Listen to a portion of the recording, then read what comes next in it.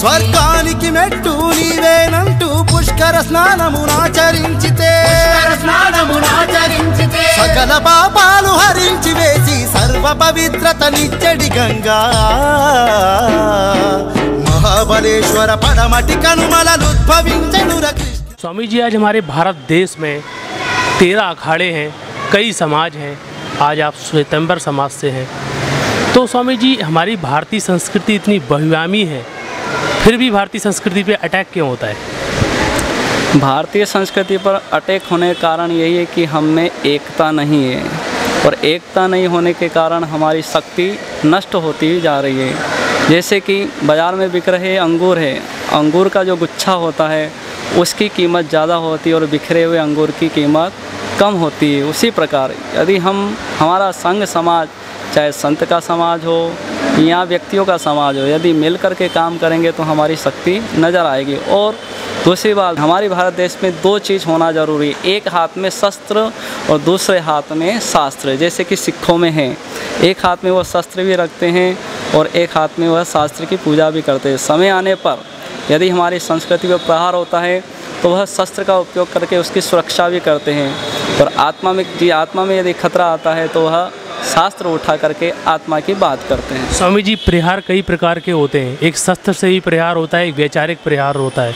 आज आपने सिखों की बात की, तो मैं आपको बता दूं कि पंजाब में आज भी धर्मांतरण होता है।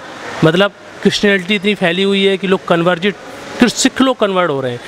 तो आपको नहीं लग रहा है कि ये शास्त्र से इसको फाइट किया जा सकता है, या फिर शस्त्र से इसको फाइट किया जा सकता है, या फिर वैचारिक क्रांति चल रही है?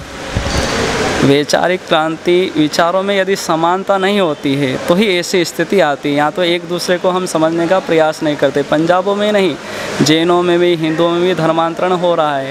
पहली बात तो अपना समाज अपने समाज के लोगों की तरफ ध्यान रखता ही नहीं है। कौन व्यक्ति कमज़ोर है, कौन आर्थिक परिस्थिति से व्यथित हो रहा है, उसकी तरफ हमारी जब दृष्टि नहीं जाती है तब जा कर के वह अपना स्थान बदलते हैं। जहाँ उन्हें सहयोग मिलता है, जहाँ उन्हें मदद मिलती है, वहाँ पर व्यक्ति जाता है। इसलिए कहा जाता है ना कि भूख न देके झूठा बात और नींद न देके टूटी खाट। हमारी कमजोरियां हैं, इसका लाभ उठाती हैं विदेशी ताकतें।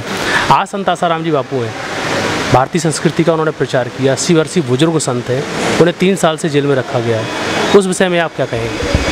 आरोप लगाने वाले तो आरोप लगाएंगे, सज्जन हमेशा अपनी सज्जनता को छोड़ता नहीं, उसी प्रकार दुर्जन कभी अपनी दुर्जनता को छोड़ता नहीं है।